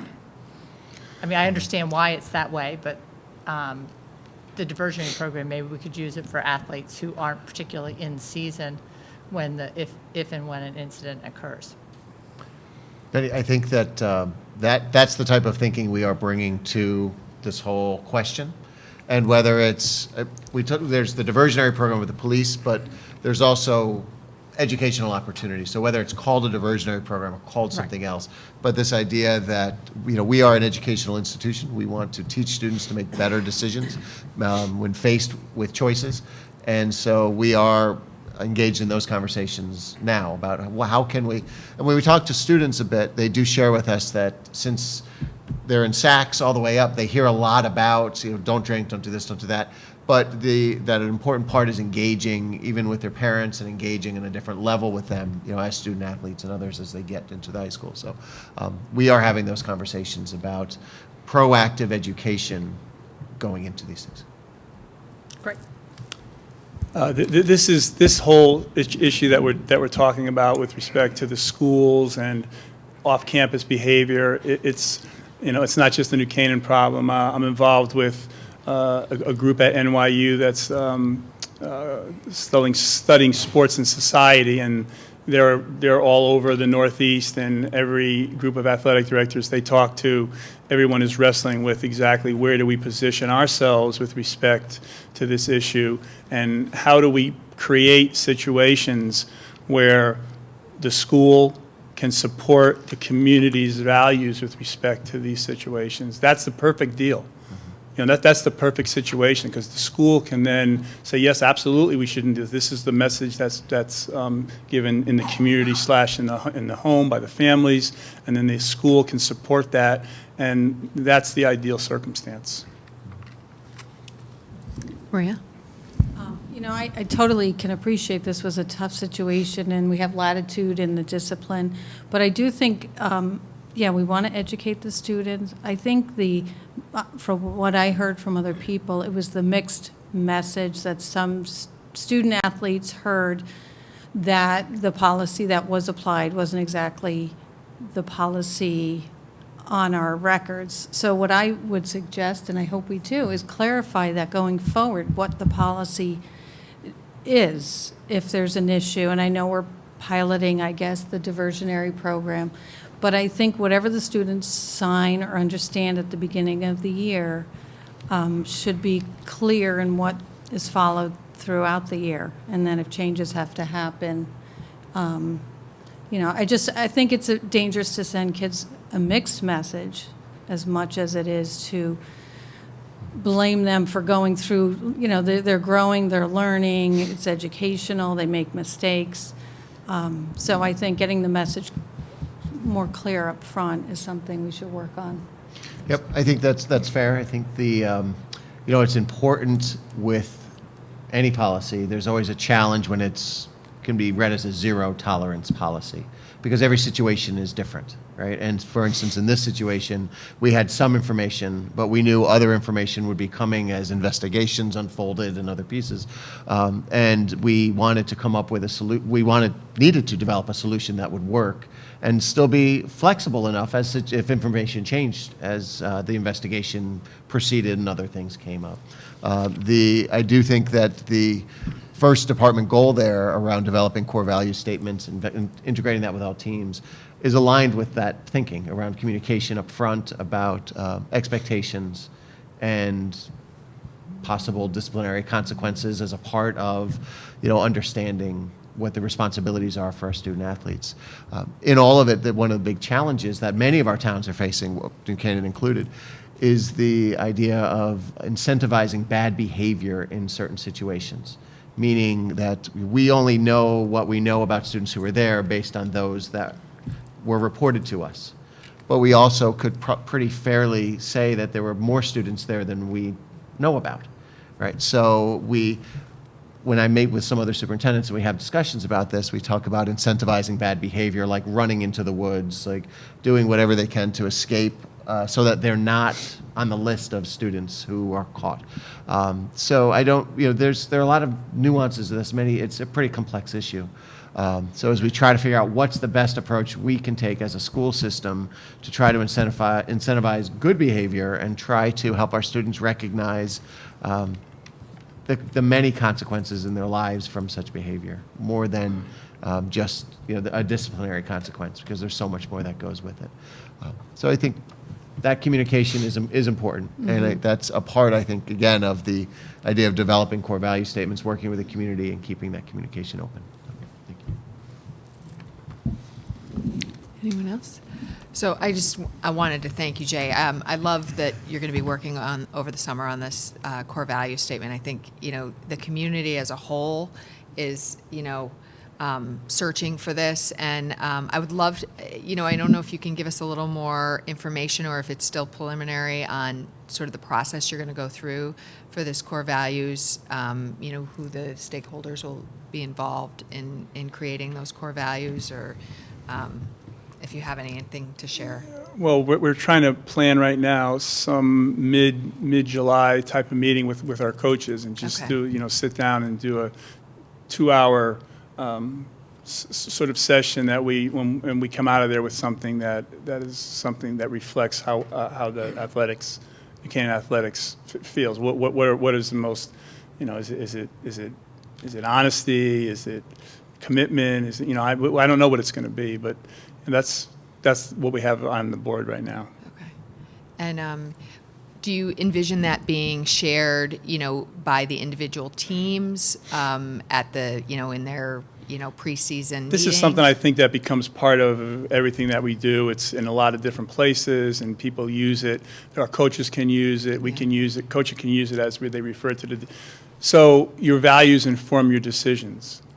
And that's why I think it's important, because what we believe in should inform the decisions that we make, and it should be done systematically, not, I'm sure that, I trust that all our coaches are making good decisions, but it would be, I think, powerful to be able to say that we're all making this decisions based on these things that we believe in. Yeah. Well, I really appreciate the efforts, and I think there have been so many discussions in town about, sort of these issues. And, it's so easy to, place the burden on the schools and the teams. And, at some level, we need to have a partnership with the parents and families, and saying that, this is, everybody needs to be in this together, and that,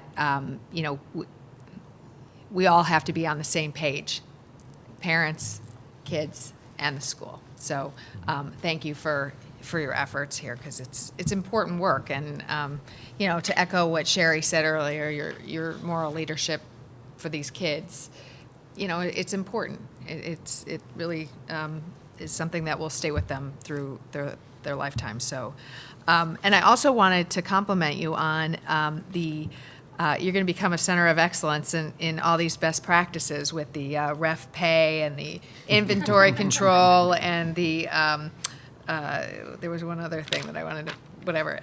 But, are you ready for all the calls from the Joanne other members? Joanne told me she mentioned it somewhere. I was like lukewarm on that one. I can tell you when I go to other sports. You helped Ariana Yeah. with us. Yeah, no, I'm not helping them with anything at all. Unless it's a real emergency, I might, but that's about it. All right, Maria.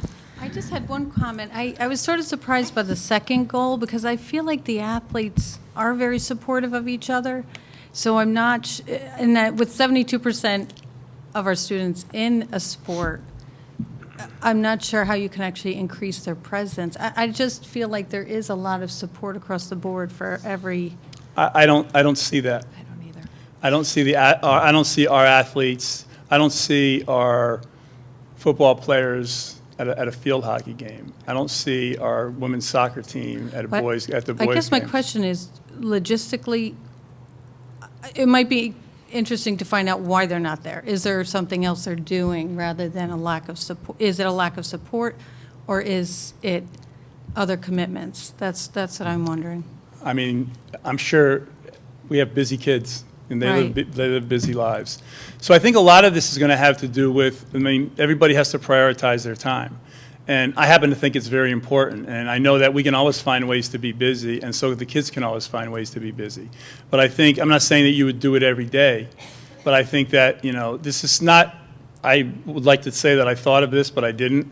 This is a major initiative at most colleges as far as getting teams to support other teams. People go to football games here. Some of our other games that we play in the stadium are played in relative secrecy. And even at the championship level, that's the case. I would just say this one thing. I went to the boys tennis match, the FCAC finals versus Staples. It was one of the most, it was the most fun athletic event that I've been at in a long time. And you're watching kids compete, watching their teammates support them, you're watching the coaches run back and forth to see who's doing what. I just think that there's a lot of opportunities to watch athletes, and I think it would give other athletes an appreciation of how hard, I have track coaching in my background, and, unless you go to a track meet and watch high level, any level actually, competition, you may not appreciate what that's really all about if you don't know anything about it. We had 2 state champions, first and second in the shot put. So what is the shot put? But if you go and watch that event, I think you'd have a lot more appreciation for what they're all doing. That's what I'm after. All right, so we're going to have to get out there as board members. I'm there.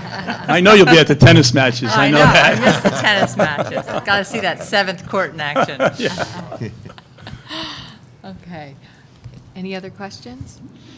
All right. Well, Jay, before you go, the board wanted to give you a small token of our appreciation for all your efforts this year. We know how difficult your job is.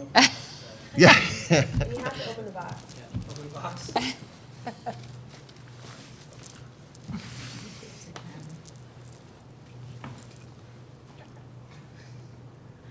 Yeah, there you go. Maybe somebody will pay attention to me now. For those, if anybody's watching at this late hour, it's a whistle with. Thank you very much. Appreciate it. Thanks, Jay. Thank you. And Thank you. Yeah. Thank you, Ben. Yeah, thank you, Ben. Thanks, Ken. Congrats. Okay. Jay, do you need this? Oh, let me get my other stamp. This is the one, if you're asking. No pressure. I like that one. Okay. The next item on our agenda is the enrollment and staffing update with Mr. Cass. Thank you. At your places, we gave you an updated enrollment projection form. It's a two-pager stapled. So that first page is the big picture, the overview of where we are in terms of enrollment at each level, at each grade, where it says 2017, 2018. These are our projections. The blue gives you the NASDAQ projections that we talked about last fall. And then in the red, all the way to the right, these are actual enrollments from last year on October 1st. So I wanted to update all of these numbers, show you where they are right now, but particularly I know the board is interested in where the elementary sections look like. That's page 2, where we have been monitoring class size guidelines very, very frequently. We have our team that meets with the elementary principals every other week just to monitor enrollment across the board. And what we're doing is really looking at sections that maybe go over the guidelines. And in fact, this year, we did add a section, for example, based on enrollment. So this is something that we spend time with. We really want to monitor it. If you look at these projected enrollments, if school started tomorrow, you would see we are within our board guidelines for the most part across the board. There are no sections that are actually over the guidelines. So this is something we'll continue to monitor. We will do this all through this month and through July, and as long as we need to, just to continue to monitor, to be certain we are on track to begin our year. On the other piece of that we've been working on very diligently is hiring. Clearly, there have been several openings. The principals and directors have been busy hiring. I've got 6 new candidates coming in this week, as a matter of fact. We are in very good shape in terms of next year. Even in harder to fill areas, we are very confident with the hires that we've made. So we're in really good shape. At a future board meeting, we can talk about our numbers and where we are in terms of hiring, but we're in very good shape given the end of the school year and where our openings are.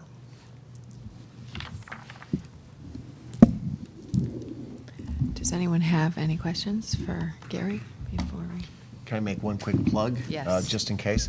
So these numbers are based on the enrollment verification that we've been sending out throughout the week. I just want to encourage anyone who hasn't done that to please do that enrollment verification, because it's through that verification that we get the most accurate numbers.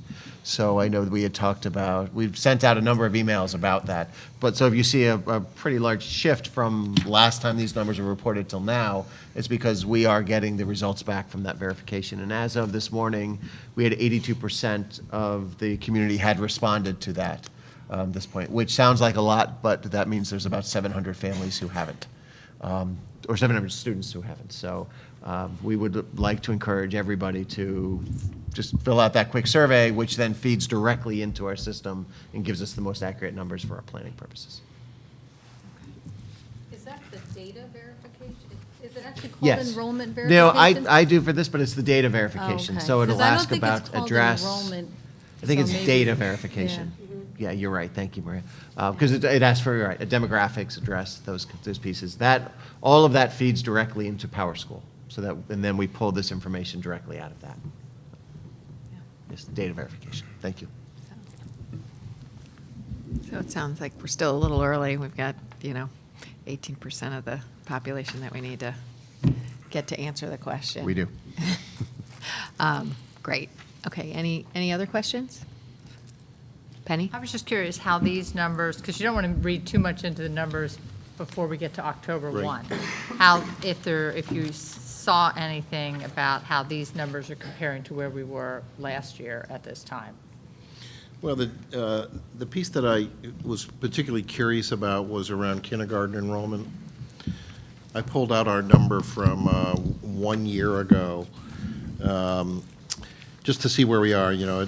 Our kindergarten number right now is totaling 263, 10 below projection. But 1 year ago, it was at 280. And that's always kind of the hard number for us to pin down. So we're a little below kind of where we were last year. And it's a number that we continue to monitor. And we're seeing, we're seeing enrollments continue. And we know, this time of year and over the summer is a prime time for people purchasing homes and moving in. So we're still anticipating some increases. All right? Thank you. Okay. Anyone else? All right, we'll move on. Thank you, Gary. Thank you. All right.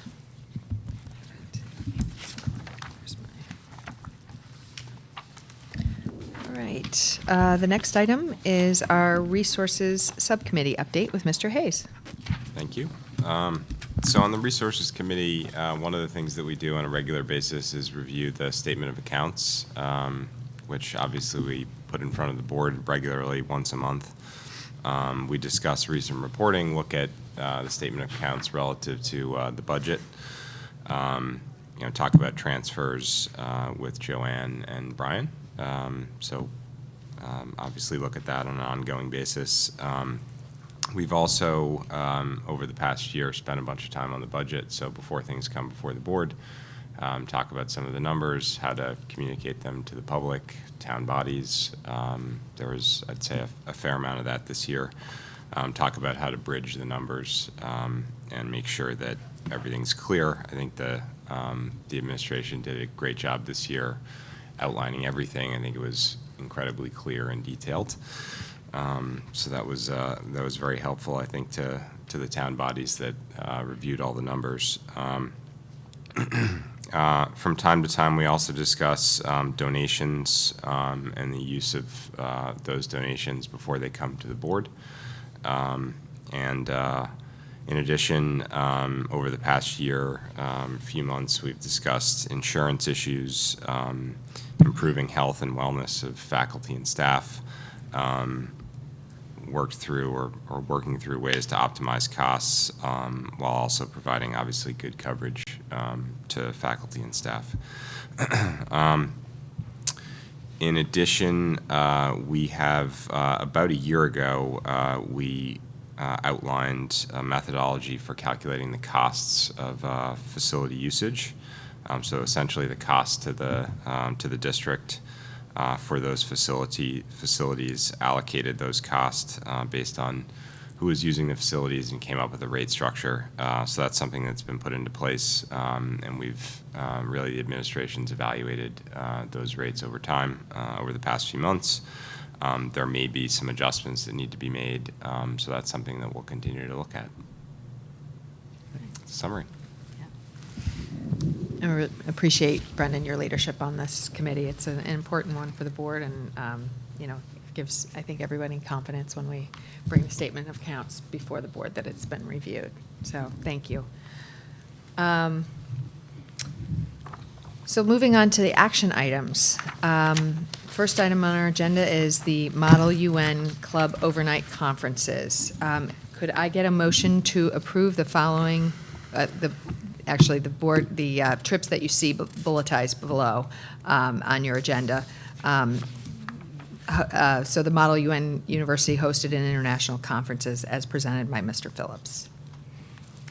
Jen, second. Penny. All those in favor?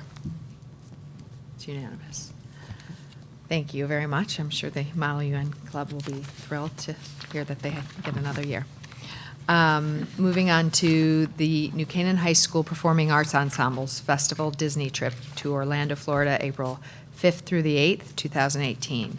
Could I get a motion to approve a trip to Orlando, Florida by the members of the New Canaan High School Choir, Band, and Orchestra to participate in the Festival Disney Choir and Disney Performing Arts Band and Orchestra programs and workshops April 5th through the 8th, 2018? Maria, second. Sherry, all those in favor? Any opposed? Okay, it's unanimous. Thank you, everyone. All Sports Booster Club donation. Could I get a motion to approve a donation from the All Sports Booster Club in the amount of $54,069.96 in support of spring coaching positions? This donation includes $2,067.57 for an additional winter coach. Hazel, second. Brendan, all those in favor? It's unanimous. Thank you. All these great things we're approving tonight. I love it. The second All Sports Booster Club donation. Could I get a motion to approve a donation of materials and labor from the All Sports Booster Club valued at $19,195.84, which will provide new flooring in the hallway between the weight room, locker rooms, and 2 exits in the New Canaan High School athletics area? Tom, second. Jen, all those in favor? Okay. Next, South PTC donation for South Garden. Could I get a motion to approve a donation in the amount of $20,000 to build and tend an organic edible learning garden at South School? Sherry, second. Brendan, all those in favor? Any opposed? Where's the cafe? It's in, I think it's in the courtyard. I have It's in a courtyard, I think. something. We had something in our Friday. I had the details. I'll be glad to share it to you. I'll send it over to you, but Yeah. yeah, it's Okay. pretty exciting. They're just getting started know. on it. Well, very, that's awesome. All right. Contract authorization. The Board of could I get a motion to approve the Board of Education to authorize Brian Lutzy, Superintendent of Schools, and Joanne Keating, Director of Finance and Operations, to sign contracts on behalf of the Board of Education effective July 1st, 2017 through June 30th, 2018. Sherry, Brendan, second. All those in favor? Okay. Moving on to the statement of accounts. Could I get a motion to approve the current period transfers as presented in the statement of accounts? Hazel, second. Brendan, all those in favor? It's unanimous. Okay. So, let me, just 1 second before this last agenda item. All right. So, tonight, I'd like to bring before the board the name of an individual to fill the seat made available by Sangeeta Appel's retirement. When a seat becomes available in this fashion, it's a responsibility of the board to identify and recommend a replacement within 90 days, or it becomes the right of the selectmen to appoint an individual. In filling an empty seat, it is one of the few occasions when the board acts in a partisan fashion. In this case, Republicans on the Board of Education identify an individual they believe fulfills the needs of the Board of Ed and recommends a candidate to the board to fill the position until the election in November, when the candidate will have to stand for election. And the reason the Republicans did it was because Sangeeta was an elected Republican, just for those who might not know that, because we are not a very partisan board. So if it was a Democrat that had resigned, the Democrats would do the same thing. In this case, the Republican members of the Board of Ed would like to place in nomination the name of Katrina Parkhill to fill the seat vacated by Sangeeta Appel. Katrina grew up in the suburbs of Miami, Florida, and attended public schools. She graduated from the University of Texas with a BS in communications.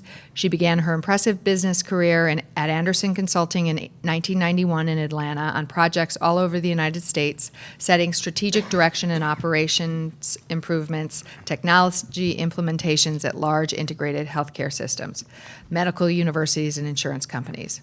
Continuing at Deloitte Consulting as a senior manager, she supervised large-scale projects in the healthcare industry.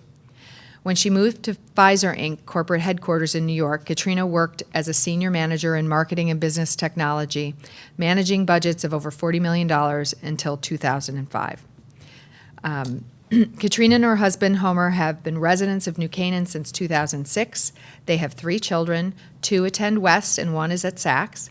Katrina has been active in New Canaan's robust volunteer community. She is currently the membership chair at the Winter Club and the scheduler for the New Canaan Lacrosse Association.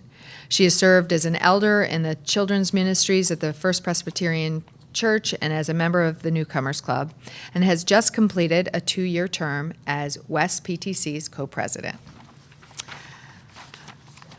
At this time, I would ask for a motion to approve the appointment of Katrina Parkhill to serve out the unexpired term of resigned Board of Ed member Sangeeta Appel.